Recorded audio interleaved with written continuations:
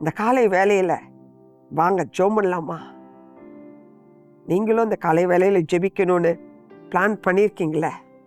உங்கள் ஜெபெல்லாம் கேட்கப்படுமா? என் ஜெபத்தை ஆண்டவர் கேட்பாரா? என் விண்ணப்பத்தை கேட்பாரா? அப்படிலாம் நினச்சிருக்கீங்களே. இல்லை, நிச்சயமாக கேட்பார். ஜெபிக்கலாமா? உங்களுக்கு தான் எனக்கு தேவனுடைய வார்த்தை. தாவீது ஜெபித்தது போல, விண்ணப்பத்தை ஏறெடுத்தது போல இன்னைக்கு ஒரு மனதோடு ஏறெடுக்கும் போது அற்புதம் நடக்கும். அதிசயத்தை காண செய்வீங்க. தாவீதுக்காரன கிருபையை கர்த்தர் உங்களுக்கும் கொடுப்பார். இந்த பாக்கியம் பெற்றவர்களாக நீங்க ஜெபித்து காரியங்கள் ஜெயம் பெற போறீங்க. ஹல்லேலூயா. உங்களுக்கு தான் தேவனுடைய வார்த்தை என்ன தெரியுமா?